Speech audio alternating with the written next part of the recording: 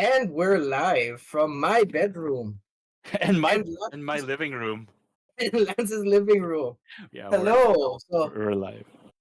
yeah, so for once I'll be leading this video. Oh My name is no. yeah, boy. You know what that means. Oh no. Copyright I, strikes. so for everyone out there, we have an intern who's gonna be editing this video, and I'm gonna make his life a living hell. Wow. But so my name is Nico. You guys don't see me as often anymore because I've been really busy. But I'll be doing the interview here today because right now the guy who usually interviews people actually won a tournament. Wow. Hey, wow! Maybe I should just join tournaments you're not in. I should back out of Oh, Incarnate Wars now. oh, jeez, lads, you don't have to say Jeez. that. I know. All right. Anyways, yeah, that's the that's the meta in Manila. Just don't join tournaments Nico's in. No, already lost, so I mean that's fine. I wasn't, The but streak I is wasn't over. there. I wasn't in the That's tournament though. that's true. But anyways, So so the yeah. tournament that Lance just won, it's called the Woehammer Pacific Tabletop Simulator Tournament. And what makes this really big and what makes this really cool is that it wasn't just amongst us in the Philippines Yeah. like we always do.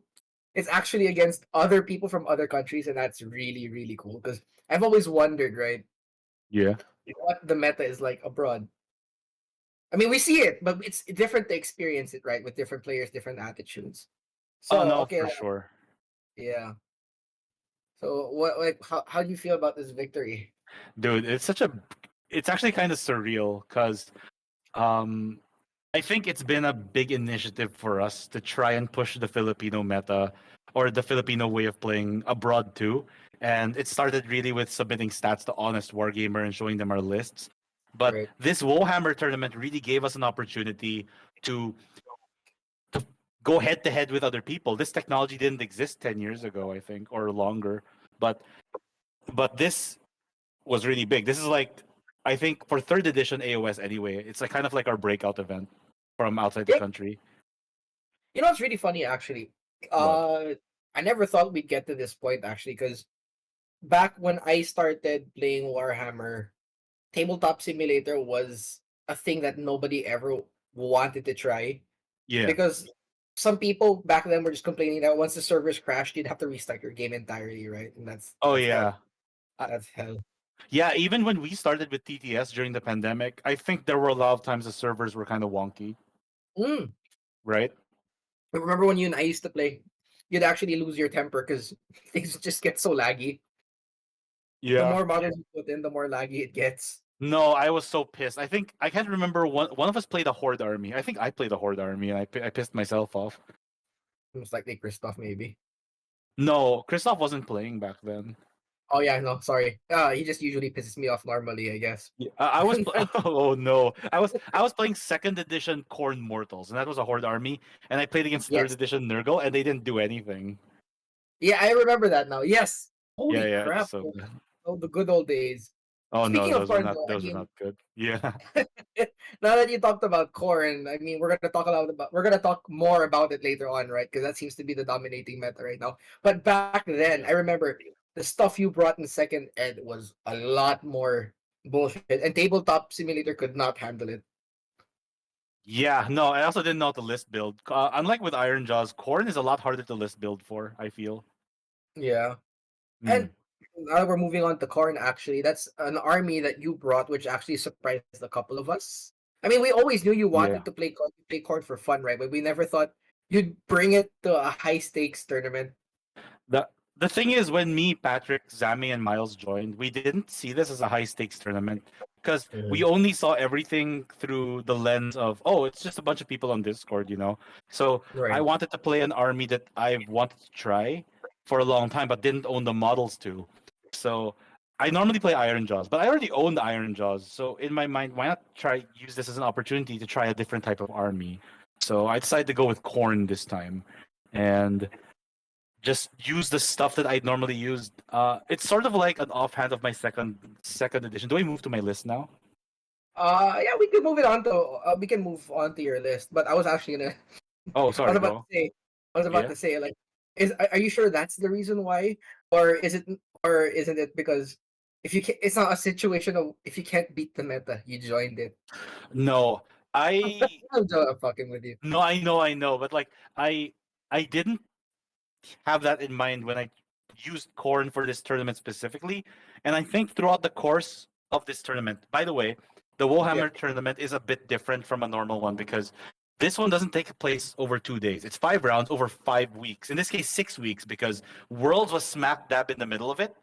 yeah. So over the course of the 6 weeks that I've been playing Khorne, I realized just how potent Khorne was in the meta. Because Honest Wargamer or not and Warhammer, they would also release articles upon articles or give VODs, videos rather, about how Khorne is so dominant. And I realized it a lot. You know, I realized it at that time, even though we had an inkling they were strong. Because Murder Lust this was kind of Stupid. OP.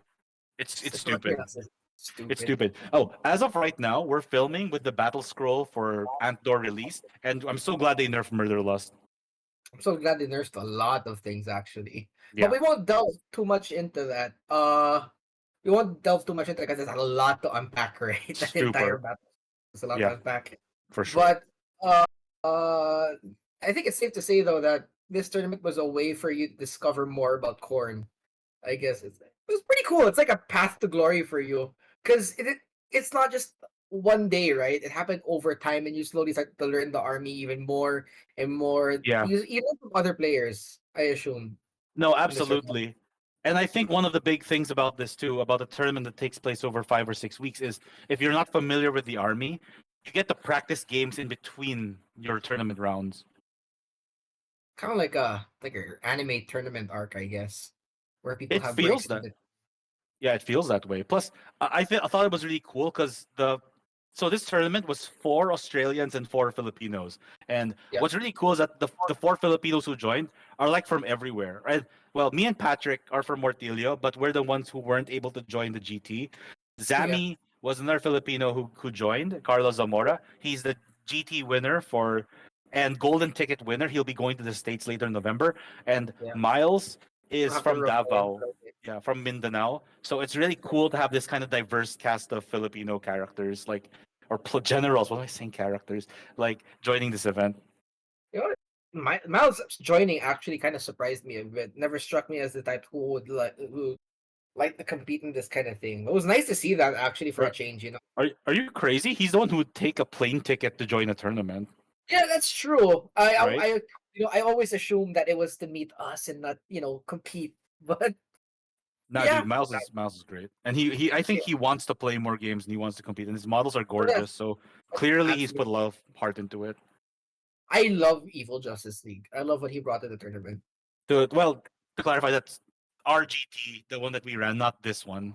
Not this one, yeah. No, he was more Yeah, yeah. competitive. He was probably more competitive in this one. We'll see in his list later, I think. Okay, yeah, we'll talk Yeah. about it then. Yeah. So before we move on to lists, also because this is just a bunch of lists now. I want to ask: did you see any you've been around the tournament scene a while now already in the Philippines, and you mentioned the way Filipinos play, right? Yes. Do you see any difference in play style from Filipinos and Australians? Not just the Australians, but any other person, Um. the other countries.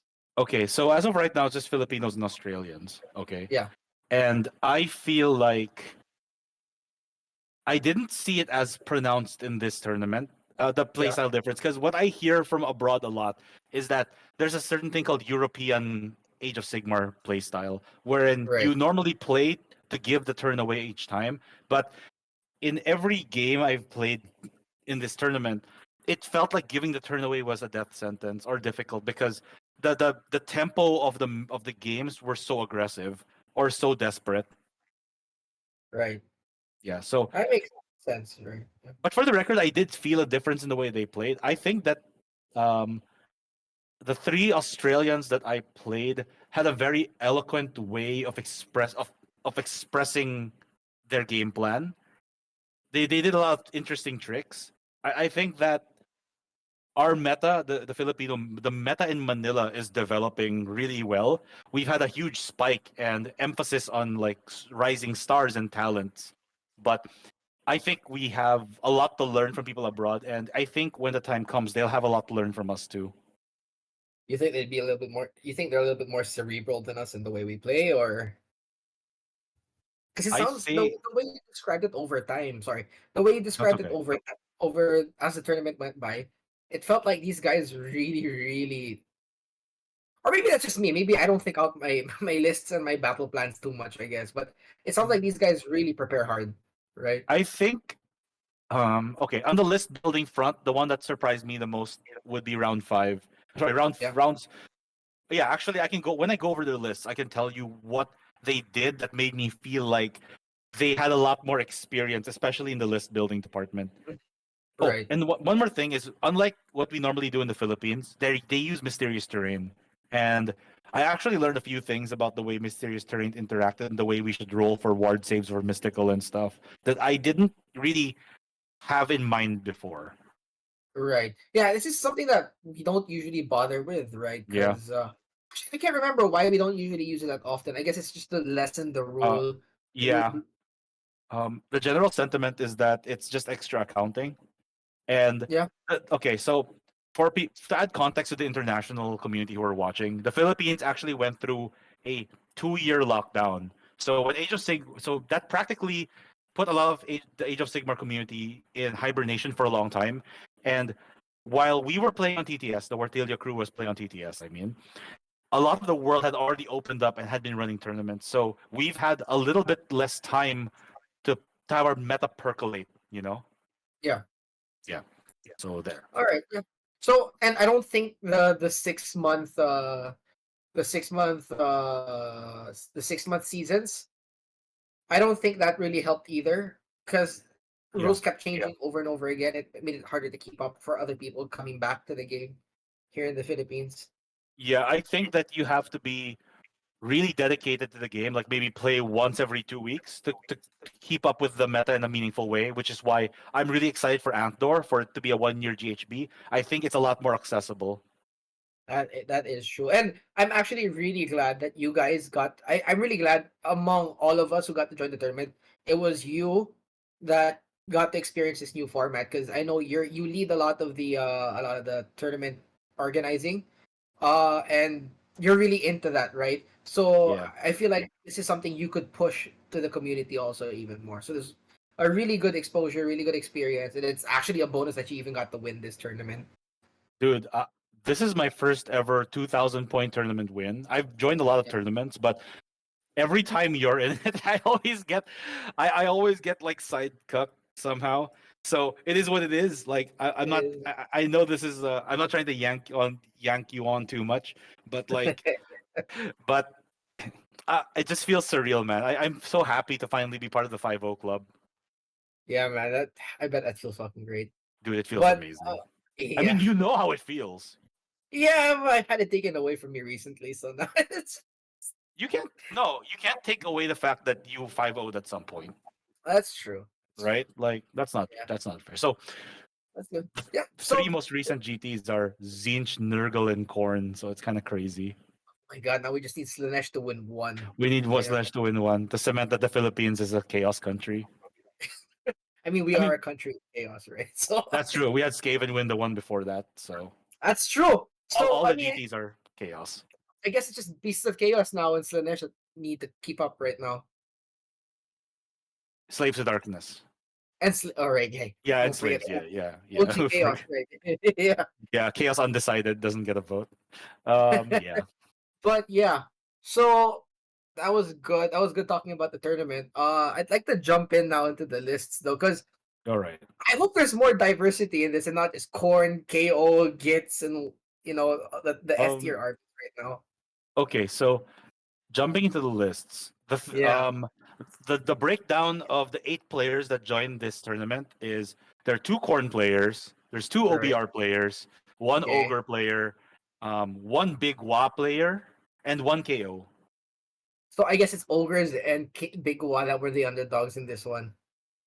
Um, I wouldn't say Ogres is underdogs. I think that depending on how the last match goes, I think Patrick is like 3rd place, but Oh, that's it's right. not Patrick. confirmed yet.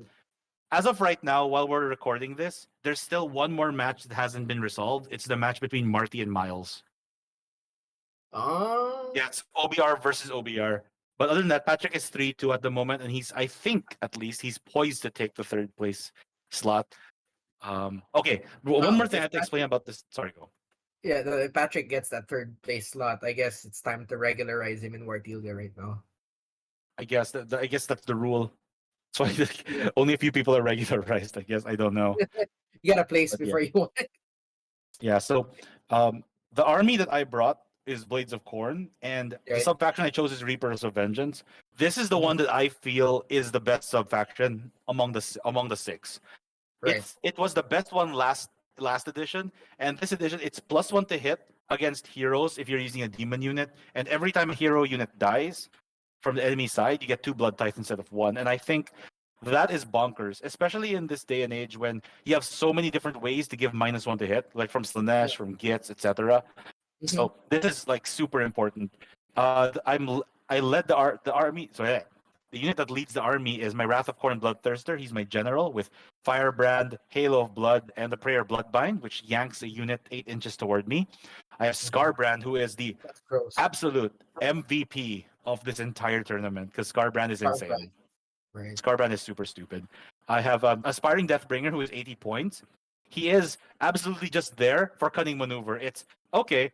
I if my opponent gives me the first turn, I'm gonna auto run him forward to an objective, cunning maneuver, and be like, okay, you're gonna kill him. If you kill him, I get Blood Tithe. Other Right. than Yeah. that, as a unit, if you give him Finest Hour, he's a 2+ save unit that can murder Lust, which I think is pretty good. Yeah. Sounds about Yeah. right. Yeah. To cap off the heroes, I have a Bloodthirst of Insensate Rage, who is a Boomthirster with Argath. And he was also pretty solid, especially against the Stonehorns and against OBR. Right. The last hero, and I think one of the second sort of MVP of the army is my Herald of Khorne.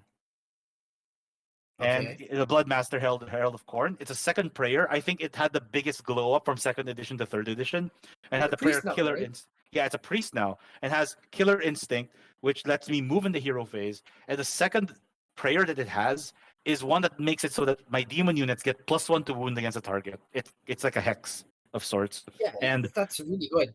yep, and I gave it aspect of the champ, stubbornness of Rhinox, because I felt that if I was going to be fighting Suns or Gits or whatever, KO. it would be not even KO because KO doesn't have a lot of objective placement. Like I needed Yeah. something that'll help me um, hold an objective while Murderlust pins an opponent in place. So something pretty cool I think about stubborn as a Rhinox as an option also is your stuff is you expect your stuff to die, right? And if he's like the Yeah, last man standing on the objective, at least he counts as 10.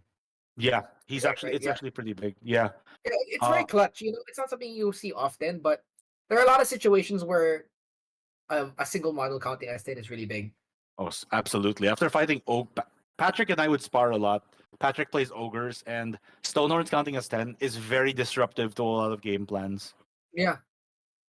Yeah, Yeah, so I can so see go, that. yeah, so going into the units, I have a unit. I have I feel like this list is. I know I have a unit of Flesh Hounds. I have a unit of reinforced Bloodletters. I've got 2 units of Blood Reavers, and I have Hexgorger Skulls. It puts me at Right. 2,000 points. 9 should be 10 drops. Why am I 9 drops here? Wait a sec. I've got 1, 2, 3, 4. Yeah, it's a 10 drop list. This is a typo. It shouldn't be 9. Okay. I've got a Warlord Battalion and a Galician Veteran Battalion. The Galician Vets are the Reavers and the Bloodletters because I want them to be able to pile more comfortably while fighting in 2 ranks. As of today's battle scroll, my army is at 1950 because the Bloodthirsters both dropped by 30 So points and 20 you points. guys need that. I don't think so, actually, because Need what I that. learned throughout the 6 weeks that this tournament ran through is that the Bloodthirsters I'm using are pretty off meta. The Bloodthirster that's really strong is apparently Unfettered Fury, and I can talk about that more when I talk about Stuart's list later in round 4. Right. Yeah. But the gimmick of this army is that I have several bodyguard options. Eh, Yeah. So like the Wrath of Khorne Bloodthirster's strength here is that when he fights, he gets to pick another Bloodthirster to fight with him after. So That's pretty good. Yeah. yeah, and I gave him strike first. So he fights, then the Bloodthirster fights, and it doesn't count as me picking a unit to fight yet. So Okay. basically, this means with him fighting first, whatever fights with him fights first also. So Yes. that's really broken, especially if you have all three bloodthirsters together, then you're just chaining all three to fight. No. So Scarbrand doesn't count as a Bloodthirster for the purpose of that bodyguard ability. What? That ability. Yeah, Scarbrand isn't really even an honorary Bloodthirster in the sub faction Baleful Lords, which is about Bloodthirsters. It's because he has no wings. No, because the sub faction also lets him fight a top bracket, which makes him weaker than he should be. So, um, Okay. yeah. So the other synergy is that if I fight with those two, yeah, if I fight with those two, I then pick the Bloodmaster or Scarbrand to fight. If I pick the Bloodmaster, he fights, and then the Bloodleathers fight after. So this army is all about having multiple attacks at a time. It's sort of like an Iron Jaws version of Khorne. It'd be so It funny though if that'd be so funny though if Scarbrand had to fight at top table all the time. Oh man, that would be so freaking dumb. Uh, Like, oh, yeah.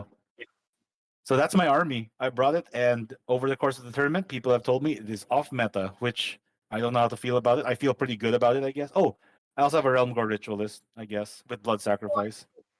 I mean, okay, yeah, it's true. Maybe it's a little bit off meta from what they see in their country, but I guess it just comes to show that it's not always about the list, right? It's about the player and how you play it also. So if you're Yeah, more comfortable with this kind of list, you might beat somebody who's actually using a meta list but isn't too comfortable with it. that's So true. That's true. yeah, I can see this winning. I don't think it's a joke. It may be off meta, but it's not a slouch list either. I think I it's not don't. a slouch list, but it's very it's not as optimized. Like after seeing more lists, I actually want to try a lot of other stuff now because Yeah, I think Khorne is like Stormcast in that they're the first armies to be released, so they have so many options. It's dumb. yeah, right. Yeah. So yeah, we'll get to see the other corn list. I guess is he next or is it somebody else? No, so the person up next, and it's a really good transition, by the way, is Yeah, the list of Miles, our friend from Davao. He is playing. This is pre FAQ, by the way. Since the tournament took place over 6 weeks, after the yeah. second week, all OBR players and Soulblight players were allowed to change their lists because of the Yeah. massive changes, especially to Oh, the the Balthazar Gothisaurus. Harvesters. Yeah. So at this point, Rest the in peace. Harvesters are still being used properly. Like they're still working as intended, not the stupid nerf version that we see now. Right. Yeah. No, that was huge. I don't know if the point nerfs justified what happened to them, but No, they were it fine didn't. as it is. I still think they were fine, but I guess GW thought otherwise, right? Okay, fine, Yeah. GW. So Miles said he came into this tournament with a for fun list, and he's playing Nal Myriad. And I think it's unfortunate that he fought an army that didn't have any spell casting. So for those who don't know, Nal Myriad gives you a spell ignore on a 2+, which is That's really bonkers. dumb. That's Yes. so dumb. Yeah. So he's led by Arkan, who gets like up to +2 or +3 casting, I think. And he has several endless spells and invocations. So his gimmick was, I'm good against spells and I have good spells. That's his gimmick. Right. So, but But yeah, I wonder. Sorry, quick segue with the two sure. up ignore slam ignore. Does this also work? Let's say Lumineth casts Darkness of the Soul, or sorry, not Darkness of the Soul, Total Eclipse that affects everybody, right? How does that work? No. It only works for things that target them, I believe. Target specifically. Oh, that sucks. Okay. Oh, I guess it Yeah. protects them from like specific targeted abilities. Yeah. Okay. So All right. he outdrops me by a bit. He has an Archon, he's got Bone Shapers, Soul Reapers, a Ossifactor, got a couple of Immortus Guards, which are really good, and a Which is that couple point of nerf, by the way. yes, two Perfect point. Harvesters and Mortec Guard. So he also has a Nightmare Predator, a Burning Head, and Bone Tithe Shrieker, which are good at negating wards and just dealing damage in general. Yeah. Like So the biggest kicker here is the Bone Tithe Shrieker, in my opinion, because it reduces ward saves by 1. That is huge. yeah, but against meme, I don't really have wards. Yeah, that's true. Yours is like more against shooting, right? The it turns Yeah. off the minion within 8 inches. Yes. Yeah. Yeah. Okay. So um I felt that because of the gimmick of him having lots of spellcasters, and Khorne being really good, especially with Hexgorger Skulls, I felt I was able to shut down a lot of his game plan. It's very unfortunate. So Hex Guardian Skulls move forward. Any pluses he had to spellcasting were negated because it gave -2 to all the spellcasters. So Did you ever yeah, give anyone Alzheimer's with the Hex Gorger Skulls? Oh. I don't think I did with this game, but they did the. Actually, I actually think it's better that the Hex Gorger Skulls don't explode because I'd rather have the debuff overall. that is true. It's just hilarious Mhm. when it happens to one thing that knows one really good spell, right? No, it's actually really funny if that happens. It's really funny. So imagine Scragrot gets if Scragrot gets like mind broken by that invocation, right? Forgets Fangs of the Bad Moon, or if Teclis just suddenly forgets Oh, dude, that's super bad. yeah. But Yeah, yeah, no. Um, Teclis can't fail that, I think, because he can't roll an unmodified 8. that's true. That Yeah, sucks. yeah, it is what it That is. absolutely sucks. Oh, okay. So But yeah, uh I'd like to point out though that in this list, yeah, Archon alone is actually really scary already. yeah. Archon got a lot scarier compared to last time. Archon used to be a nerd that couldn't deal with melee combat, but him for some reason having the vampiric ability as all the other Mortarks of Death, he is hella tanky. He saves on a 3. Am I correct? Mm-hmm. Saves on a 3. He can heal 6 wounds, which is pretty insane. Has protection of the Yeah, gash. Other spell casting. It's so dumb. It's absolutely dumb. it is. And I think the mission we played for this one's in the presence of idols. And there were 3 objectives skewed diagonally across the map. I feel like what Miles tried to do. The thing about OBRs is more Death Star here, right? They got less units. I think Yeah. Miles tried to go for all 3 objectives, and that might have punished him a bit more than it would have punished me for spreading out because my army is very hoardy and I have Yeah. lots of chaff. So I can see how yeah, it punishes him too because you don't really need to own all 3 objectives. You just need to own 2 out of 3. yeah, but he So tried that to challenge on 3, and I basically just reinforced the objectives that required 2. And when I won one objective, I just moved them down to the center because my army's a bit faster. yeah, Yeah, yeah. so I can see how that played out. yeah, the murder loss is also really good. Yeah, And it really messes with armies that have a very tight bottleneck down the center. yeah. I think OBR has Hmm. one of the tools that can kind of deal with Khorne, I guess, because Murder Lust puts you in engagement before their Yeah, movement phase. But they also have ways to retreat and then charge later on. So I guess they yeah, do sort of have a way to deal with it, just like Night Hunt, right? Except they're tankier. They have yes, more return abilities. no, absolutely, and I saw that a lot more in my game. I'll explain later. Yeah.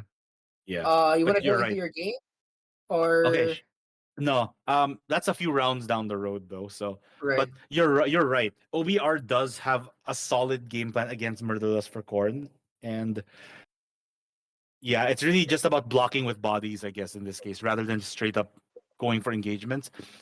Uh, I feel like OBR some especially sorry OBR a lot of the OBR players I fought against. I feel like they don't want to charge into Corn. They'd rather be charged into. But because I outbody someone on objectives, I'm fine with not charging into OBR. Yeah. Yeah. The I, longer a game goes, the better off it is for me. Yeah, that's true. That's true.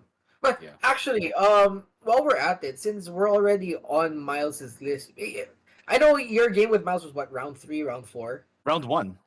round. Oh, it was round 1. Round 1. Yeah. Well, We're oh the presentation is going from round 1 to 5. right. Yeah. Oh, okay, that's good to know.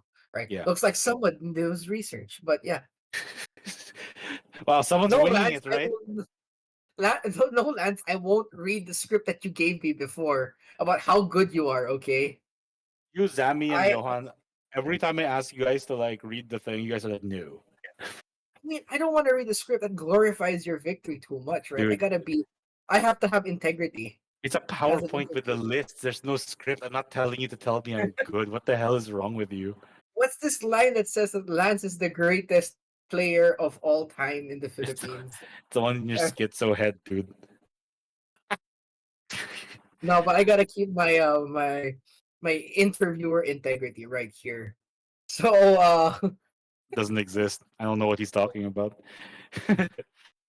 All right. So, do Yeah. you have any other highlights in this game aside from him, Um, splitting up, right?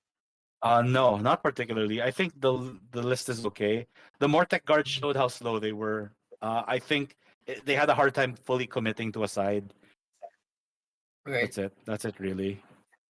Yeah. A lot like Nurgle with a slow army like this, you gotta once you launch your army in one Yeah. direction, you gotta make sure that's the right direction, because Yeah. there's not a lot of forgiveness for adapting to your mistakes in terms of movement and mobility. True. Right. True. Yeah, All that's right. true. All We're right. moving. Yeah. Yeah. All right. Second round, right?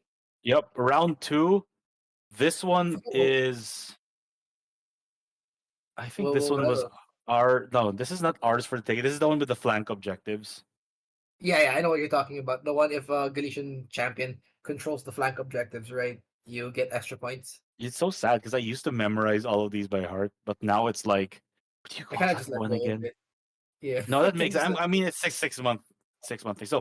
So this is the one where I was gonna fight against Pat. The I was end. playing against our good friend Patrick Mandapat. He is in the same club as me. He's also with Wartilyo, and he's playing Ogre Mawtribes Boulderhead. His grand strat's ready for plunder. His triumph is inspired, which he gets because I'm 2,000 points. He's got a Frost Lord, a Butcher, a Tyrant with Tunnel Master, who he uses to maneuver around really deftly.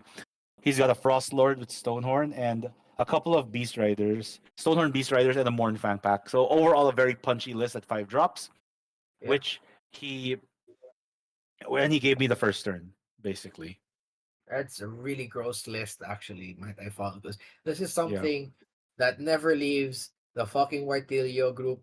Every time someone asks, "Hey, anyone want to play in Midnight?" It's always this list. It's always this army that I see. Well, it's because he was practicing it for this tournament too for the past like 6 weeks, That's true. right? I hate how strong it is. It has no fucking Yeah. right to be that strong. Stoneheart should be 540 points each now.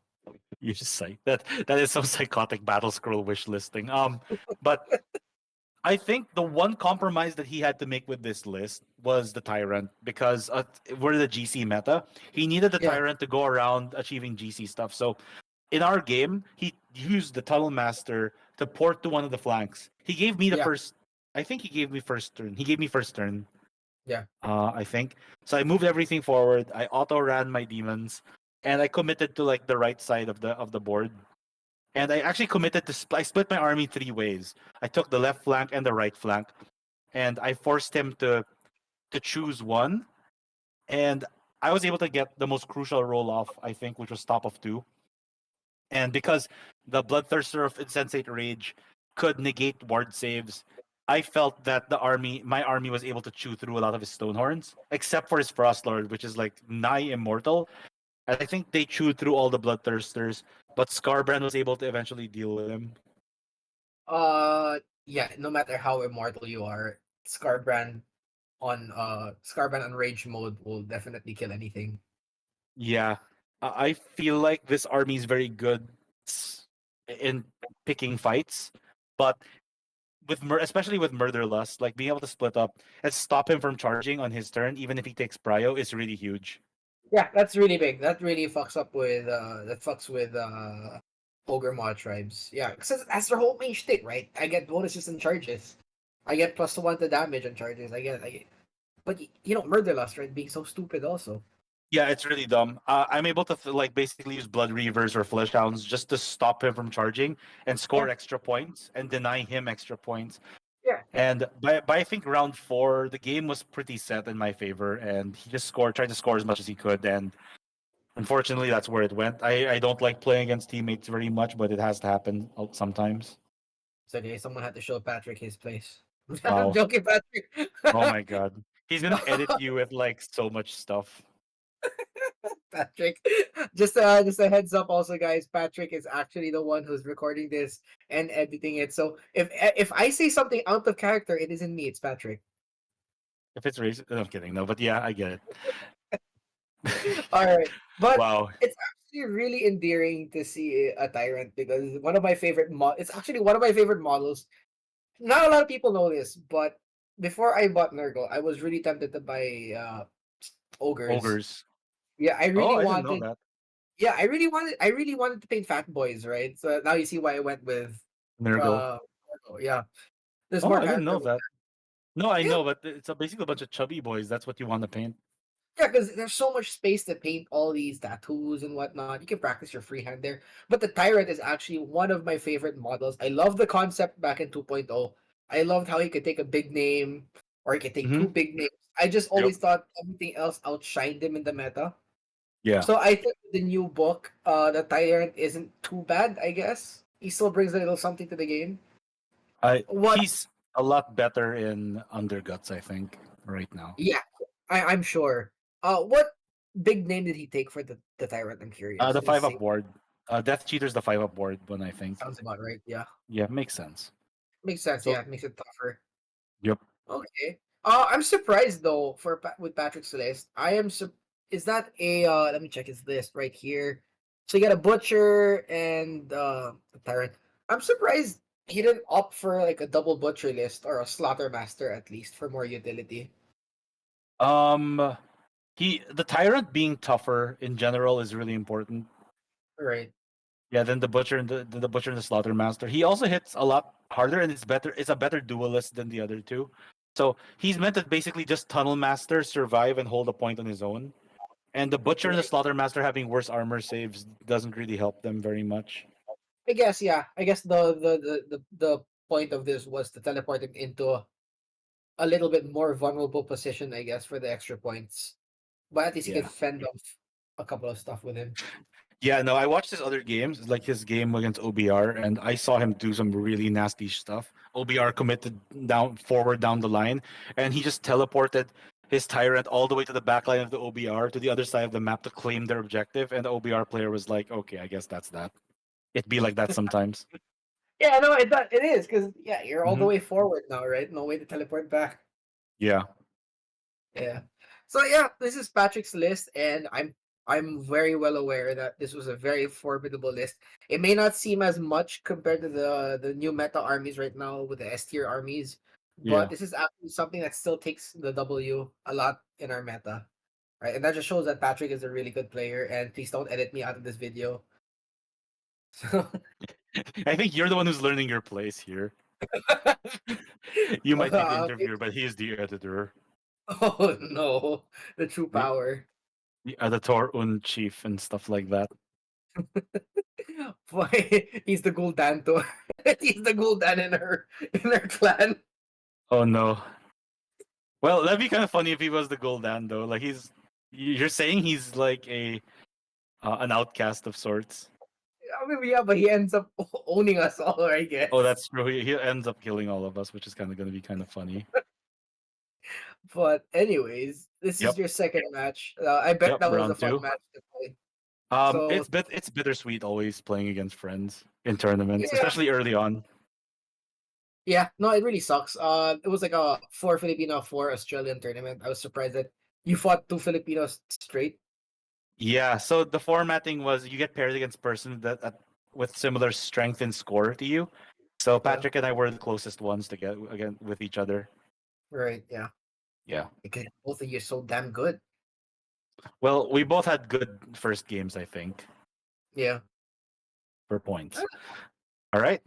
yeah. Next All right, army. round three. This is my first international opponent. His name is Marty, and Oh Martin. yeah, He's a really cool guy. Very enthusiastic, talking about lists. He liked to make a lot of observations, and sometimes he's so enthusiastic about the game that he would he would also give pointers to his opponents because I think he just likes to see good gameplay happen. He's yeah. playing OBR Petrifex Elite. This is post FAQ, and this one has a very interesting twist to it. And I think that this list is actually more reflective of the current meta that we see in OBR. So this is the first Yeah. OBR meta list I've seen, with the twist being that they included the Regiments of Renown Veremon's Shamblers, which is 20 zombies in a corpse card, which gives And minus that's one to really wound. good. Yeah. So it also gives lessons ward saves, I believe. So it was It kind of does. cool. Yeah. So I don't remember the mission we played. I think we played Prize of Galley, and we had to basically take. I think it was Prize of Galley. We would take turns activating objectives. he outdropped me, so he decided to push. I think it was yeah, he pushed one of the objectives where he was strong at, and I just threw a weak unit there just so I could claim that objective. Right. Yeah, this one was a very brutal fight because he spread his forces out in such an interesting way because was able to use what you mentioned earlier, the retreat and charge kind of Yeah. mechanic. Because I could pin someone in, but he is so much. He was really good at picking his fights. I think what sealed the game a bit for me was I was very aggressive on my right flank. The Bloodthirsters surged forward, and they were able to chew through the Death Riders, Mhm. while his Immortus Guard were chewing through my left flank, because he committed very hard to the left with only Death Riders on the side. Because he outdropped me, I was able to counter deploy, putting all my fast, hard hitting units on the right side and sort of a token force on the left. Because I felt that the way to deal with this is to avoid Catacross at all costs. Because he would slap Scarbrand, he would slap any Bloodthirster I threw at them. And the Bloodletters basically got disintegrated throughout the course of this game. I yeah, you know what? Catacross is a funny. I wouldn't pit him against your other Bloodthirsters, but I think against Scarbrand. Scarbrand could take him on if he didn't have any bodyguards with him. Yeah, but he has Immortus Guard here, and he actually had very good spacing. His Bone Shaper and Catacross kept resurrecting Immortus Guard or healing them, which was very Correct. frustrating.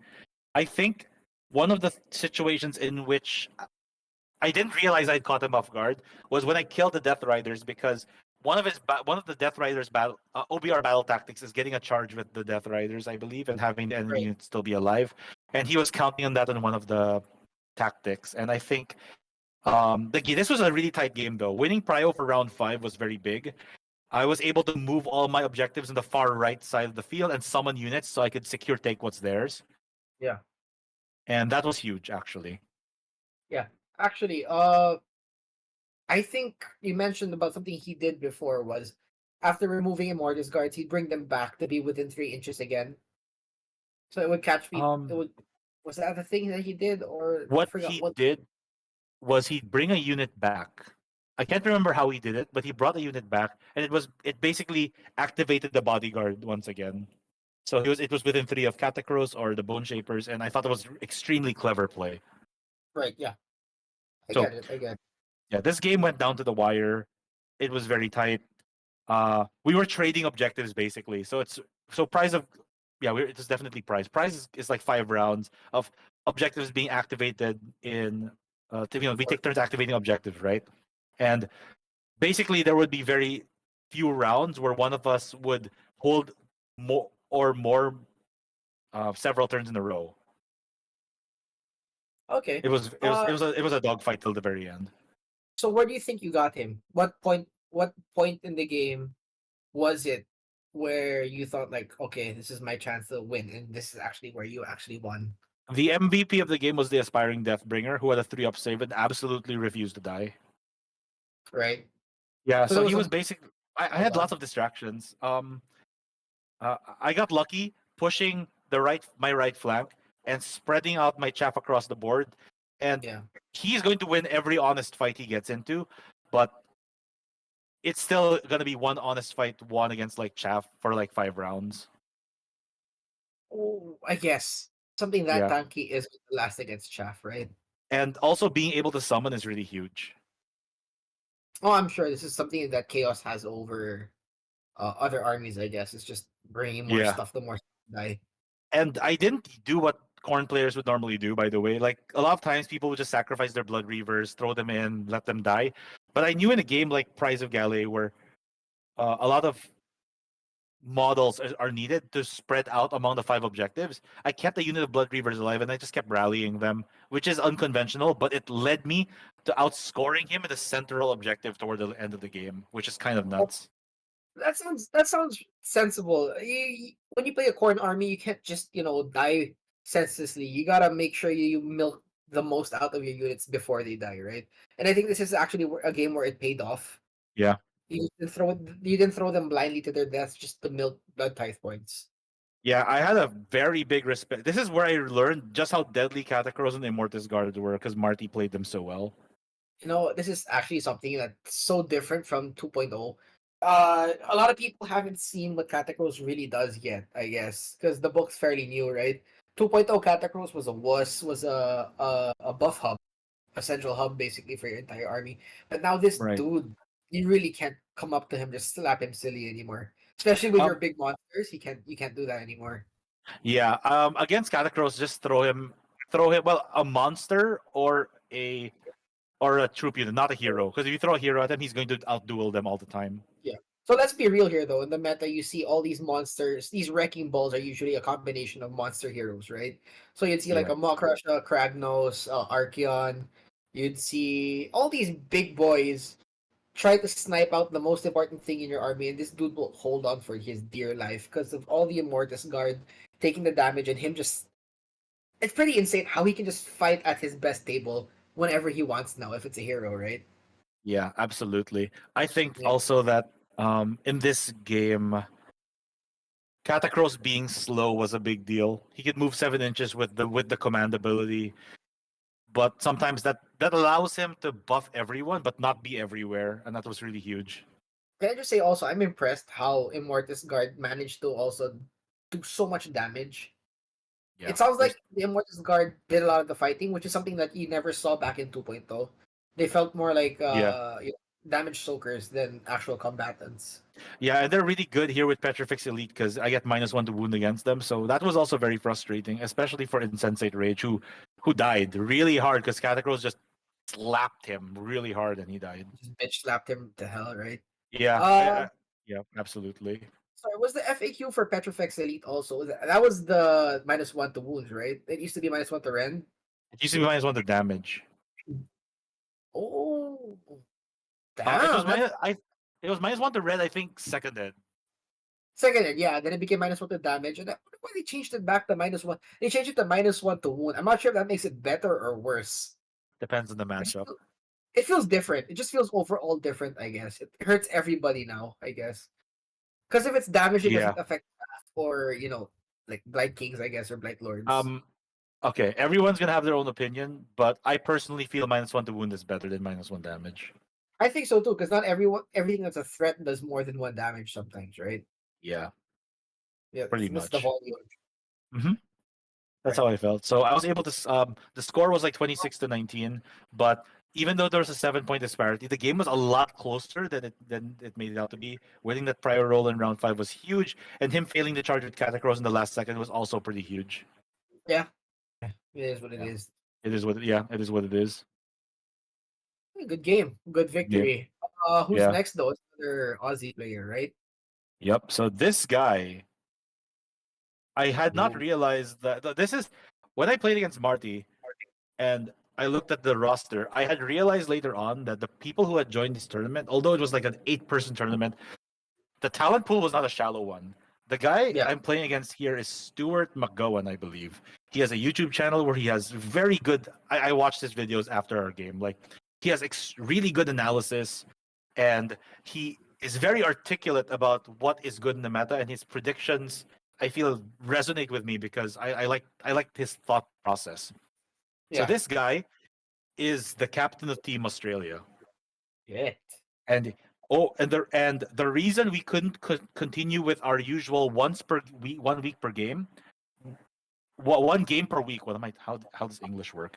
Is that he actually had to fly over to Worlds and lead his team over like several days of just playing Age of Sigmar. And I confirmed with him when I met him to play this game that this is the list that he brought to Worlds. Um. All right, Yeah, Captain no, Philippines. no, don't call me that. That's weird. It Plus, is weird. I'm calling it is him so weird. Chinese Captain So, Philippines. okay, so I actually thought that this list was extremely well constructed. His grand strategy today is ours, and that complements him well because he has so many different. He's got 4 different um, Yeah, the Galician font is champions. tiny. Yeah. Yeah, so he is his general is the Bloodthirster of Unfeathered Fury. I learned throughout the course of this game that this is the broken one. This is the Bloodthirster that everyone takes. Is this the He has one an with aura of -1 to hit, right? and he can give a unit that's not a hero 3d6 charge. So his 2 main hammers are Scarbrand and his unit of 10 Skull Reapers, and both of them have 3d6 charge by virtue of Scarbrand just having it, and the Skull Reapers being able to get it from the Unfeathered Fury. Wait, sorry. 3d6 charge to anything that's not a hero, right? Within 12 inches, you can give it to one unit. Within? Wholly within. Okay, is this an ability, like a command ability, or It's just an aura. It's just an ability.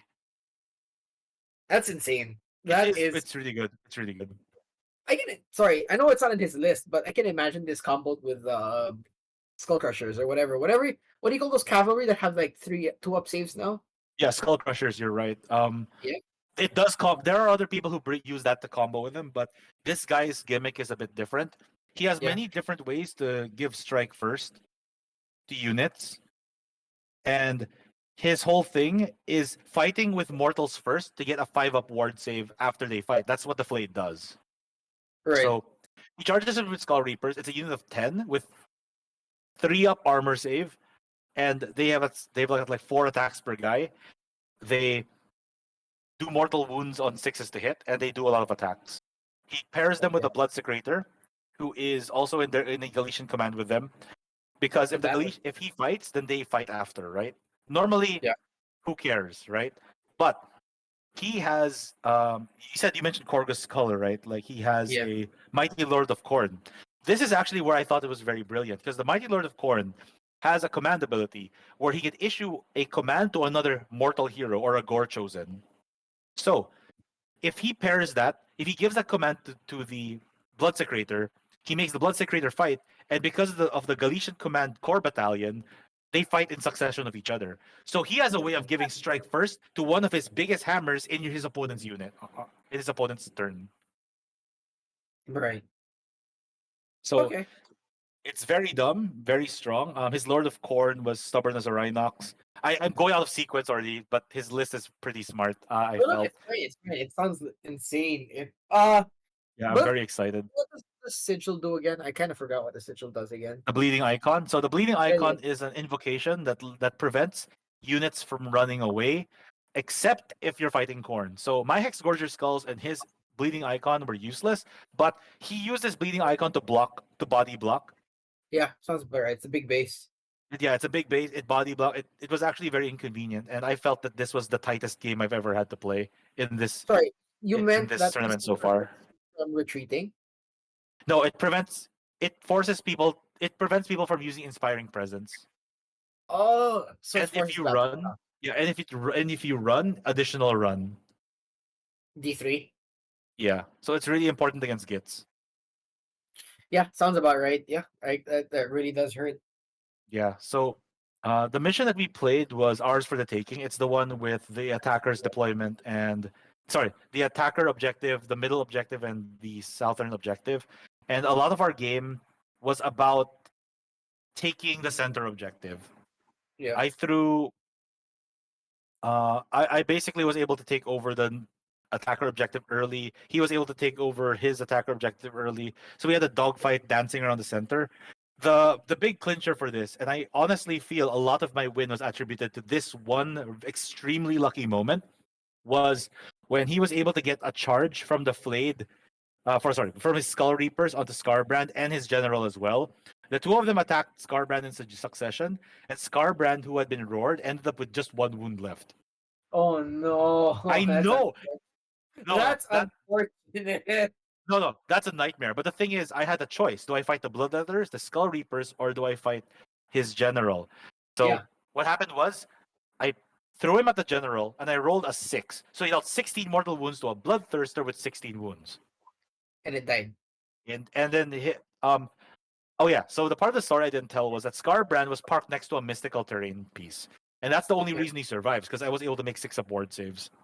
Oh, okay. Down to the wound. So he made some saves, but then the rest of his attacks, I threw everything at the Bloodthirster. So for the rest of the game, since Yeah. this was bottom of 2, um, I was able to basically reduce his command points for the rest of the game, which was big. So that 16 more set of 16 mortal wounds just straight up killed the Bloodthirster, right? There was no other way for him to do ward saves or anything. Well, no, he had mystical, so I threw all my attacks. Even his axe attacks went to him. Oh, So okay. so It it killed wasn't him. down But to it. Yeah.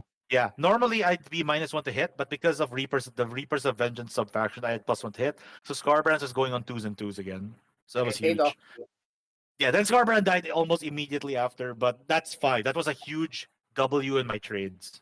You took out his general just for Scarbrand. I think that's a win.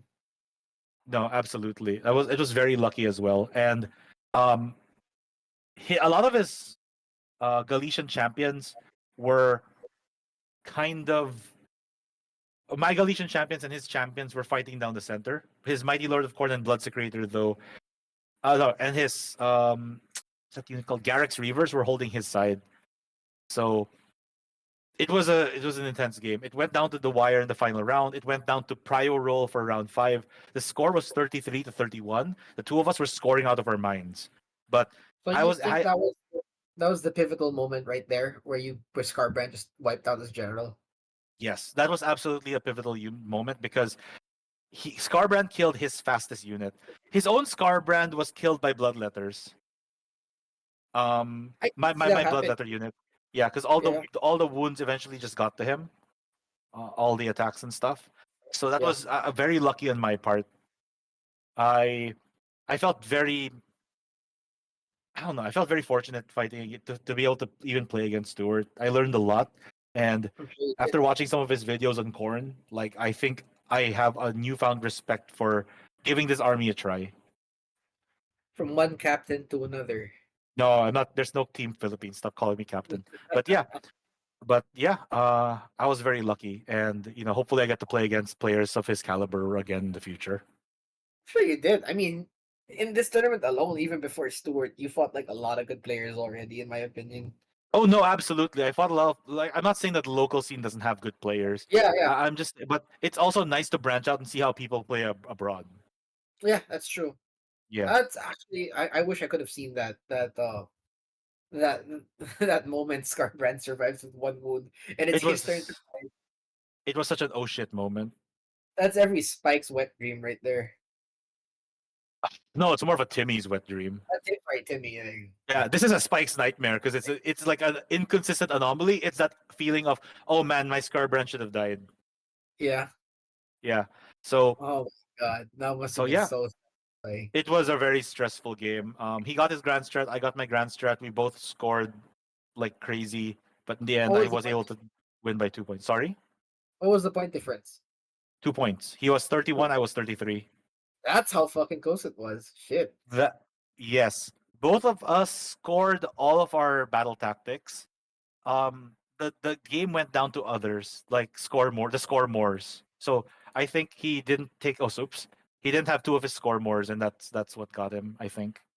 Man, just comes to show how much of a good player Stewart is also. Even though you took out his general early on in round 2, he still managed to pull off that kind of score. That's actually really Yeah. scary. Can you imagine what the game would have Yeah. been like if he didn't die right there? Yeah. And the thing about the Blades of Corn mirror match is that my murder lusts happened before his murder lusts. So there That's is an this interesting weird fact. right? There's a weird dynamic where I have to play my blood types very well if it's my turn or his turn. Like he knows the push and pull. He's had more experience with the matchup for sure. Yeah. So Well, that's I an can interesting say interaction, right? You both get bloodlust in the same turn. yes. So and he can do it in reaction to mine. So there were Yeah, some instances where me murder lusting forward would actually be very bad for me. that's a lot of mental chess right there, and I hate that. No, there was. I thought my margin of victory was bigger when I won round 5, and he correctly pointed out that he could murder lust into my units to make me choose between taking the center or taking my grand strat, which is kind of a big deal. That's pretty cool. Yeah, No, it was such a cool game. I was so lucky. I feel like I'm actually really excited for us as a community to start fighting players who are abroad. yeah.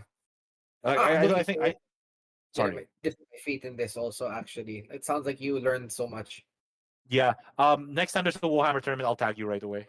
Yeah, yeah, Yeah. definitely. Yeah. Actually, I think you came out here like extra battle hardened. So it's actually really scary.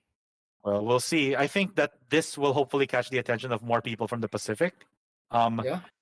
yeah, and honestly, like we're too broke to go to Worlds, but hopefully we can do something similar-ish Well, you in the come to us, future.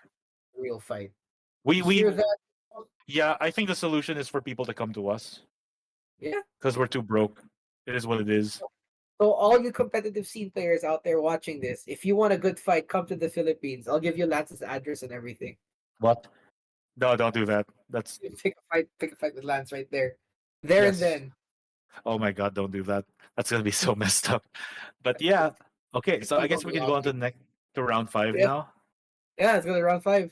All right. So the round Oh 5 of my every god. tournament What in this season is Jaws of Gallet. So I was playing Jaws of Gallet against shit. um apparently a legend in the KO scene. So Eric and Carlo of Dagaporo, really good friends of ours, often talk about KO.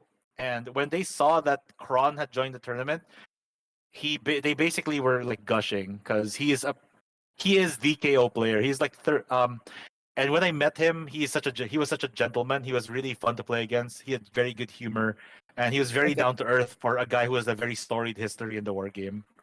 like a true KO player. Very gentleman-like. Oh yeah, gentleman with a lot of guns. So so he admittingly played with a list that he called an experimental list. As you can Yeah, see, there are 10 gun haulers, and he has an Aetheric Navigator and a Lord Ordinator. The Ordinator is very important because he has a 9-inch ore that gives +1 to hit on his units, so he doesn't have to keep yeah, spamming auto attack, which is huge. yeah. I'd like to Um, point out also that I've seen a list like this exactly before the 2.0 scene right here in the Philippines, and it also won a yeah, lot of tournaments, man, just because of wound density. yeah. Oh, okay. Yeah, that's fair. So it's extremely Yeah, mobile and has a lot of guns. Though I think that the problem with this list, I feel, or a weakness of this list is that the damage output falls off so much every time you kill a ship, yeah, and they don't have a lot of mortal wound protection. yeah. No, they don't. They really don't. And uh, it's a 9-inch bubble. I'm surprised. The Lord Ordinator can even keep up with like 10 ships. So the way Kron played this was uh, his full name is That's Alexander Kron, and I think that's a really cool name, by the way. Like the way Kron played it was he would split his ships into I think 2 or 3 different pods, and some of them would go down the center line with the Ordinator, and they'd walk together, while the ship with the general and the navigator would fly off to the other side with another ship, and they would be the ones who would get the all-out attack command abilities and such, depending on the situation. sounds about right. Also, Yeah, Kron's real name. Sorry, a little bit segue. Kron's real name. apparently, yeah. So his name is Alexander Kron. Isn't that such a cool name? Such a cool name. So every time he beats you, you can just shout Kron. Sure. It's like I mean, I didn't do that. I didn't do that, but like, I guess you could. If you play against him and he beats you, you could shout Kron, I guess. like Kron. It's like shouting the Wrath of Khan. Like Oh, Khan. oh my God. That okay. So Yeah. Kron's another person I really want to play against because we spoke at length after the game, and Right. he talked about how the Thunderers were very strong. As of today's battle scroll, they got nerfed, but Yeah. they are Oh, they so did. prominent. Sorry, I haven't seen the battle scroll yet. Sorry, a bit segue, but I'm curious what happened. They got point they nerf. got yeah, they're 160 points now, which is important because they're too strong. Uh, Kron said that the list is very strong, and he just wanted to play something different for the team tournament he was joining. By the way, I don't know the results of that. I hope you did really well, Kron, if you're watching this. So Feels after this bad. game, I actually started watching some videos from Aethercast because apparently this guy is also like a, a frequent personality in that show. For those who don't know, Aethercast is an extremely good resource on YouTube for anyone who wants to play Kharadron Overlords. I used to watch that a lot back when I dabbled in KO. Yeah, so I think in the description of this video, we should post up a link to Aethercast and a link to Stuart's channel. So if you can like and subscribe, you can subscribe to them. I think it's really good for us to learn how people from other countries think. Yeah. So what happened in this game though was I won a really crucial priority role going into turn 2. I had committed to going forward. Scarbrand failed his 3d6 charge in round 1, Mm, but because I was able to win the prio going into round 2, um, I was able to double turn him and throw my army at him, throw all my hammers, and start to chip away at his units. This is one of the few armies in the game, this and Stuart's armies, that I did not outdrop. At 10 drops, I outdropped Stuart's 11 drops, and yeah, it's 11 drops, and the 13 drops of Khorne. So I let him go first. So That was very his brave of guns. you to go first. No, I need to let him go first because I deployed very conservatively, and I Oh, wanted to make sure that if he moved forward, he couldn't bring all his guns to bear. right. So what was really interesting was I threw my army forward. Some of the charges were made, some didn't make their charges, but getting the top two allowed me to chip away at his ships very consistently. Like Scarbrand was able to reach the ship carrying his admiral, Oh no, he which is had that massive. extra. Yeah. Yeah. So what happened was he basically on a one up. I was able on a, yeah on a I rolled a d6 for it. He basically turned his admiral into paste, and the turn after that I used 4 blood tithe to turn his navigator into paste. Uh, I'm surprised. Another way I could have seen how this could have gone to hell for Kron was if everything was positioned in a way that once the incest rage explodes, everything else just dies around it. That's also another way that this could have gone. For people who are outside Manila, we call insensate rage incest rage. It's our pet name for him. Just they It's don't cancel it's, us or whatever. it's just easier, yeah. Incest, But yeah, incest rage, sure. did it ever explode in this game? No, um, No. actually, incest rage is probably the most disappointing unit in my army this tournament because I remember when we played Path to Glory and Second Ed or whatever. He was really cool. He did so much damage, but in this matchup and most of my games, he didn't do jack squat. Actually, he didn't do I jack mean, shit. you are taking him for the chance of doing something cool, right? Not really the Um, guaranteed thing of something cool. yeah, but it's also because in second edition we had the Locus of Fury gave me rerolls of ones to hit, and that added to the consistency of the unit. That made it better. Yeah, you're right. Yeah, so now I'm hitting on fours, wounding on twos, and sixes. Mortals on sixes are what explode, and basically, Kron gunned him down very quickly. He died. I would have done that really quickly also, but with Scarbrand now in the picture, I think Scarbrand would have been the better target, I guess. Yeah. He was what was really scary though was going into round three. He won Prio and he started shooting the ever loving shit out of my guys. But in a brawl after taking out his general though, I and a navigator, I feel like the brawl swung in my favor over the course of several rounds. And by turn four, he was tabled. Comes to show, I don't think KO can straight up win a fist fight with Khorne in the long I term. I think it's because he's playing the sub faction. I think if I played Kron at full strength, where he played with Thunderers and stuff, it would be a very different game. I'm not I'm sure. delusional about that. I'm sure, and I think you could have also built another list that would have been more optimal. Also, maybe right? You mentioned that you Maybe. were still there to build your lists. Yeah, I think as a player, my biggest weakness is list building. I just go with what's familiar to me and I play it.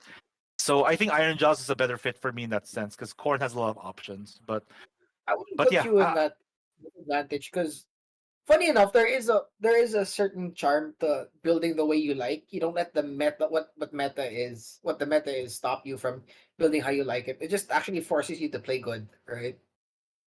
yeah, it forces you to play very different too, which I think is good. It helped me out this time. Um, Yeah. but yeah, the game with Kron was really good. He also made a cheeky fly high and cheeky disengage and stuff, and it allowed him to score extra points even on the back foot, which shows his never say die kind of attitude, which I love. Yep. The thing I loved about playing against all the players in this tournament is none of them ever gave up till the very end. All of them showed that if there's some fight in them, they will play until round five. Dapat lang, lalo, what's the Yeah. tournament with they did the differentials? Not really. No, this is not differentials. I think is best in team tournaments. Team tournaments. Where this Okay. one's is Yeah. just raw points. Raw points. Okay. Well, I mean, yeah. I mean, if you still want to place higher in this tournament, you gotta keep playing, right? Yeah, no, for sure. And I had such a good time, and I really want to play against Kron again in the future. I actually want to play against everyone in this tournament again in the future, like Kron, Marty, and Stewart. That'd be Right. super sick. And hopefully, I get to play against more people in the future too, who are like at this level. You will. I'm pretty sure you will. Especially the more traction you're getting right now, or we're getting as a group. It sounds like we're making more friends abroad. Yeah. So So hopefully people come over. yeah. If you are watching this and you are from not Manila or not the Philippines, whenever we have a GT, we're gonna be very loud about it. We'd super love it if you guys came over and showed us how you play in your countries. Yeah, or if you guys ever find yourself in the Philippines, even though there isn't a GT going on or any That's tournament going on, yeah, you just yeah. feel free to hit us up in the Wartilyo Discord, Yep. or message one of us directly. Would be like, we'd love to show you around, get a few games in, introduce you to Yeah. the boys. Yeah. So our Facebook, our Twitter, and our Discord are all gonna be in the description below. If you ever want to come hang out or just shoot us a DM, that'd be super sick. Yeah.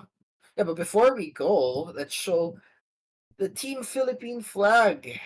Yeah. So the Woehammer guys did an amazing job. Big shout out to Peter. It felt really good to show that, to see our flag up there, in like the first place slot. And I'm very proud to have won my first ever 5-0 tournament. And it being an international one was kind of, I don't know, it's a huge ego boost for sure. I'm really proud of this one. Sorry, Filipino pride right here, Pinoy pride. More fun in the love the Philippines. More fun in the Oh, Philippines. Put all those things together. For people who don't know, it's a very controversial. It's a tourism controversy right now. You can look it up if you want. no, I actually was gonna make a joke. Are you sure that's the right flag there for you? Oh, because okay, so for people who don't know, when the Philippines is at war, the red side of the flag is on top.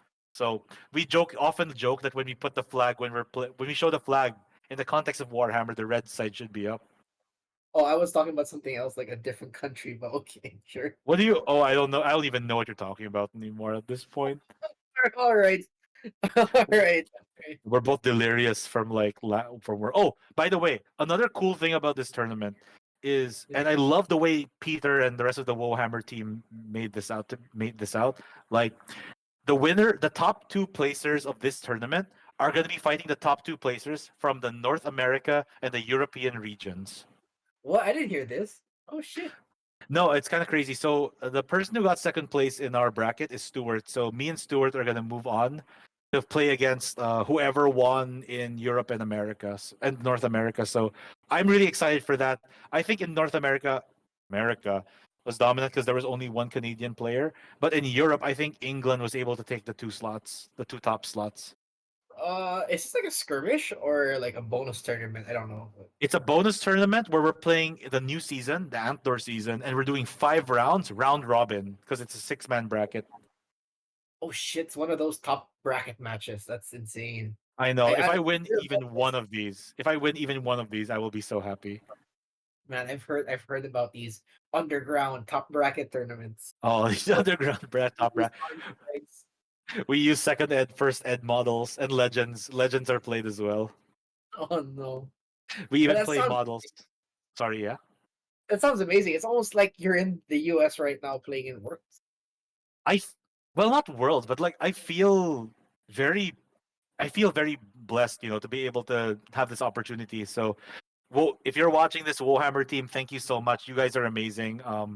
We don't Hashtag get to go round. to Worlds, so this opportunity, these tournaments where you open up to everyone and pit it from specific regions, really makes the game, the international community, more accessible to everyone, which I'm so Yeah, happy about. yeah. Bring them to us. Well, we're kind of meeting down the middle here, I guess. Yeah. Yeah. For now. Mm-hmm.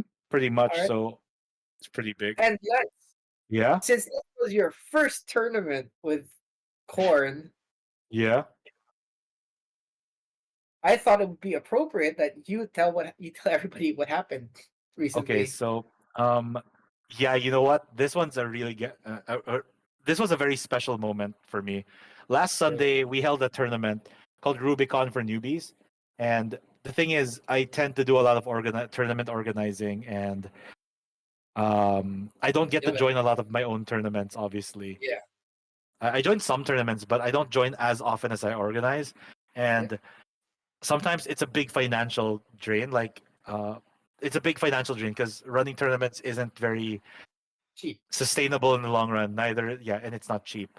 So one thing that was very special was my all of my friends, including Nico over here and Patrick, who is recording this, they pooled money together to get me a Khorne army, and it coincided with me winning this TTS tournament with Khorne.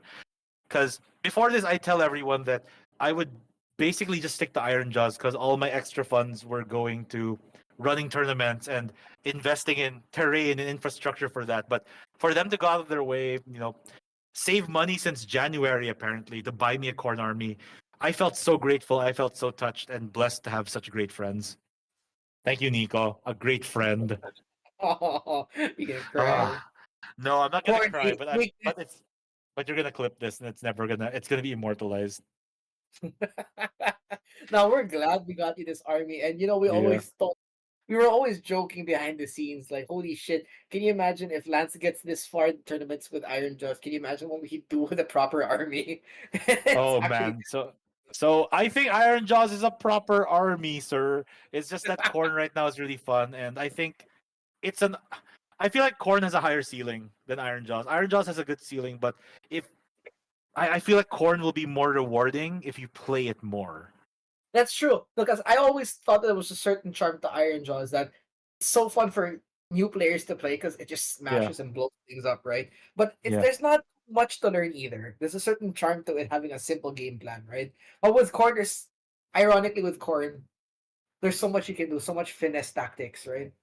No, I know It's actually the book with the biggest dissonance between how it's marketed and how it plays. Because Corn is a slow, grindy army with explosive damage, but it's not meant to just charge straight up. It's meant to slowly grind the battle out and use blood type points to gain an advantage. Makes absolutely no sense. I think this is what Nurgle should have been like. But okay, Yeah, I guess yeah.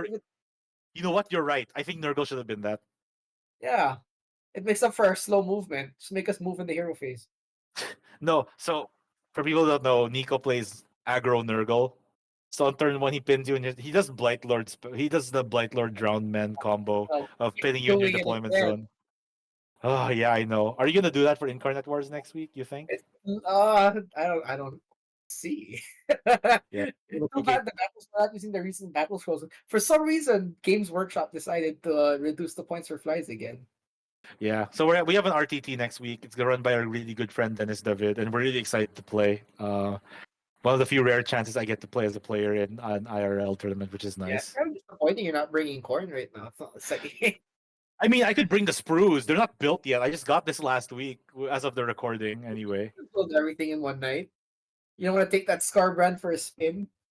I would love to, but as of right now, I already submitted my list. I'm playing Iron Jaws next week. But yeah, it was really I'm really, cool to. I'm really happy that that Scar brand found its way back to you. So yeah, history lesson. This Scar brand was painted by Nico and sold to another person. It made its way around the community and eventually was for sale again. And one of our friends who wanted to wanted to pool money to buy me a corn army bought the Scar brand painted by Nico, which is infuriating because it's well painted. So I have to, for this to feel consistent, I have to match it somehow, which is kind of a tough ask. You're welcome. Oh, I hate you. But yeah, Okay, I'm go away. glad that you got this, and you know what? I hate to say it, but okay, I guess I am kind of looking forward to fighting it. All right, I'm lo- I'm looking forward to playing it. I'm looking forward to playing to building this bloodthirster. Actually, I'm so you'll get to excited. punch down for once this time. I get to what? You'll get to punch down for once this time when you play You know, against us. you know what? I guess you can say that. Oh no, there was a time when Iron Jaws was like dominant, but you're right. I guess Yeah, it would. Corn is very strong right now. We don't know what it's going to be like in Antdor though. Maybe Corn will be terrible, but all yeah, signs man. say that Corn I is good. kind of got a picture with the new battle scroll. It looks like you guys got stronger, I guess. The list Everything I got brought to this, the list I brought to this tournament got stronger, but the list that is currently meta got more expensive by a little I, bit. I think you get F4. I don't think it was like too big of a nerf, I guess. I'm just No, glad it's Murder not. Bus got fixed. Yeah, Nurgle got a lot of good buffs. I think it's No, I step in the mean right Murderlust. direction. Ah, sorry, Murderlust. Murderlust. Yeah, you're right. You're right. Yeah. So as of right now, Murderlust is one blood type point for one unit. You can spend up to you can move 3 units, but you need to spend additional blood type, which I think is more fair than It's one blood balanced. type for 3 units, which is bonkers as fuck. It was dumb. Super stupid. Yeah. But yeah, that was a really good recap for the tournament. Before we go, is there anything you want to say to everyone out there watching? Okay, so first of all, thank you for sticking around if you've stayed from the start. And thank you, Nico, for for taking the time out to talk to me about this tournament and give us the recap. I got a couple of messages, I guess. If you are one of the people who pulled money to buy me the Khorne army, thank you so much. I was very touched when everyone ambushed me with like the pink carrying case and the Khorne army. I'm very lucky to be part of the Age of Sigmar community in Manila and in the Philippines in general, I guess. And it's such a it's such a great place to be. If you are for some reason staying until the end of the video and you're not in the Age of Sigmar community, now's a great time to join. Like join our Discord, tell us like we'd love to answer your questions and talk to you about Age of Sigmar forever. If you are not from Manila, I want you guys to know that even though we don't have like the biggest scene compared to others. I know AOS coach is having he has like 120 plus player tournament coming up soon, which I cannot imagine us meeting. If you're ever in Manila and you decide to bring like your Age of Sigmar army, or even if you don't, come hit us up on Discord or Facebook, and we'd love to show you around, play some games with you, and hopefully you get to join some of our GTs in the future. You heard it here, folks. If you want to pick a fight with the champ, Lance No, Tan, shut up. just No, no, no. You're taking all the wrong takeaways. No, yeah, we want to make friends, not enemies. Well, we want to make some enemies, but we want to make more friends. Here's the fight. Oh my god! But yeah, if you guys want to play, we'd be super down for that. Yeah, get a piece of Yeah. this action right here. But yeah, thanks for watching, guys. Yeah, thank you so And much. If you like our content, hit the like button, hit the subscribe button, and then subscribe. hit the real subscribe button afterwards in order to be notified of when our new videos come out. If you're interested in learning about what we're up to in and what the Manila scene is like. All right, thank you Yeah. guys. All right, thanks. We're out. Bye.